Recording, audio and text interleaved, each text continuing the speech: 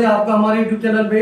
और basic class जो है हमारी कंटिन्यू है और सबसे इंपॉर्टेंट चैप्टर आपका परसेंट, ये आपका जो है वो कंटिन्यू चल रहा है। लास्ट वीडियो में हमने एक थ्योरी जो स्टार्ट करी थी और उस क्वेश्चन को फार्मूले के द्वारा और बेसिक तरीके से भी हमने सॉल्व किया था। इसके बाद नेक्स्ट जो है जो नोट है उसको हम देखते हैं। यहां पर एक नोट लिखा हुआ है सेकंड, यदि किसी संख्या में पहले x% की वृद्धि तथा बाद में x% की वृद्धि हो जाती है, बाद में भी x% की वृद्धि हो जाती है। इस क्वेश्चन में जो परसेंट वृद्धि हुई है वो 2 बार हुई है। तो ऐसा कोई भी क्वेश्चन यदि 2 बार एक जैसी वृद्धि होती है तो इस फार्मूले के द्वारा हम उस क्वेश्चन को सॉल्व कर सकते हैं।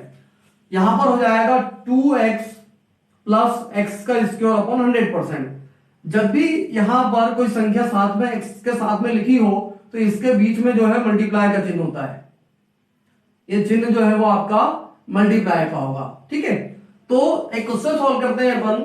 जैसे मान लो किसी भी संख्या में पहले 10% की वृद्धि तथा बाद में भी 10% की वृद्धि हो जाती है। यहां पर 2 बार लगातार एक के बाद एक जो है वो 10% की वृद्धि हो रही है।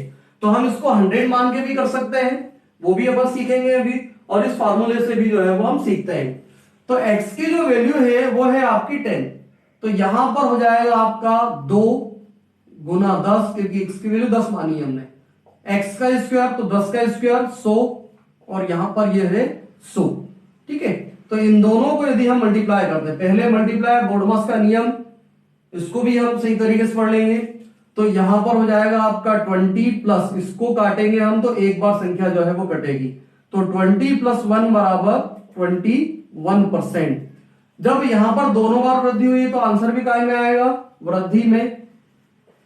इसी प्रकार से यदि वो कहता है कि किसी संख्या में पहले 20% की वृद्धि तथा बाद में भी 20% की वृद्धि हो जाती है, तो उस संख्या में कितने परसेंट की जो है वो वृद्धि होगी, उस संख्या में कितने परसेंट की वृद्धि होगी।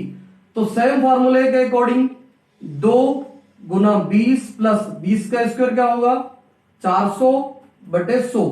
तो इसको यदि हम सॉल्व करते हैं तो यहां पर ये हो जाएगा आपका 40 प्लस 4, यहां पर 4 आएगा, तो ये 4 को प्लस करते हैं तो ये हो जाएगा आपका 44% की वृद्धि।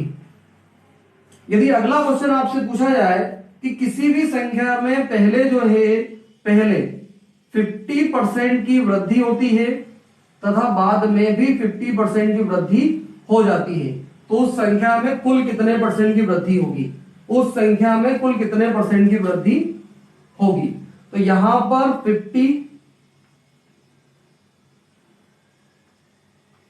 2 इंटू 50 प्लस 50 का स्क्वायर कितना हो जाएगा 2500, और यहां पर जो है वो 100, तो ये हो जाएगा आपका 100 प्लस 2 बार 0 काट दो आप 25, तो इसको यदि आप ऐड करोगे तो ये हो जाएगा 125% की वृद्धि।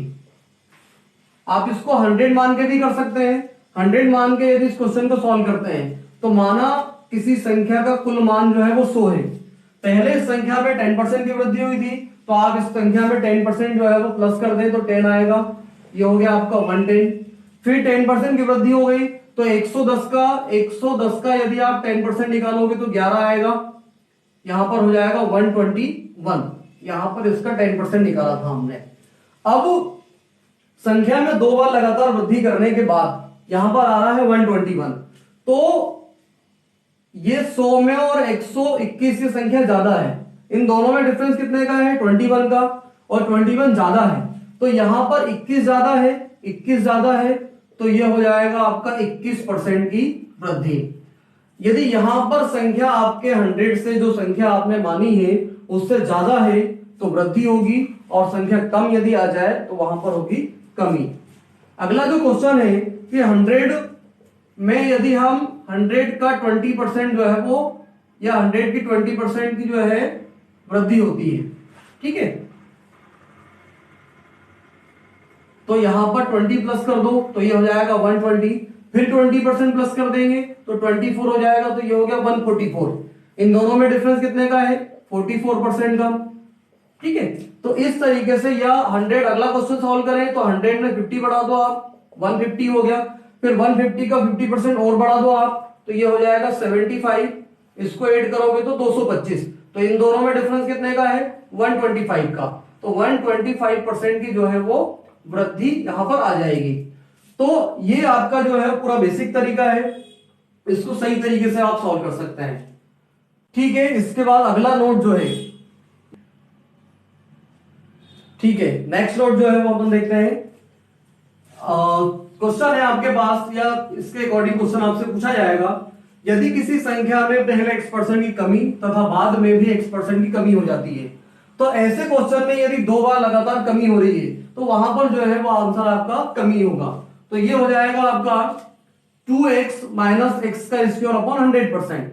यदि क्वेश्चन आपसे पूछा जाता है कि किसी संख्या में पहले 10% की जो है वो कमी हो गई तथा बाद में भी 10% की जो है वो कमी हो जाती है, तो आंसर काय में आएगा? कमी में। ठीक है, तो यहां पर जो है x की वैल्यू आपकी 10 है, 2 गुना 10 माइनस, अब प्लस की जगह यहां पर जो है वो माइनस आ जाए क्योंकि यहां पर कमी नहीं है। तो 10 का स्क्वायर जो है वो आपका 100 होता है, यहां पर नीचे 100 लिखा हुआ है। इन दोनों को आपको मल्टीप्लाई करना है पहले, तो ये हो जाएगा आपका 20। इसको काट दो तो एक बार संख्या कटेगी, तो ये हो जाएगा 19%। 19% की कमी। यदि आपसे पूछा जाता है कि किसी संख्या में पहले जो है 20% की कमी होती है तथा बाद में भी 20% की कमी हो जाती है, तो कुल कितने परसेंट की जो है वो कमी होगी? तो ये 2 और x की वैल्यू आपकी 20 है, माइनस 20 का स्क्वायर जो है वो 400 हो जाएगा, यहां पर 100 है। इसका मल्टीप्लाई करोगे तो 40 माइनस 4 बराबर 36%। तो आंसर हो जाएगा 36% की कमी।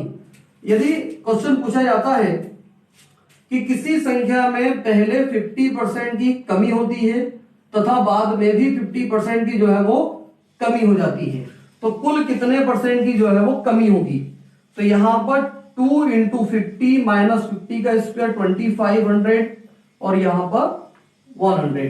तो इसको जब मल्टीप्लाई करेंगे तो ये हो जाएगा आपका 100 और 25, आपके पास जो बचेगा वो है 75। तो 75% की जो है वो कमी आएगी। तो ऐसे जो है वो टोटल मिला के 7 नोट है आपके पास। तो ये सेकंड थर्ड था, और आगे जो है नोट बचे हुए हैं तो वो आपको नेक्स्ट वीडियो में जो है वो कराए जाएंगे। ठीक है, मिलते हैं आपसे नेक्स्ट वीडियो में। Thank you.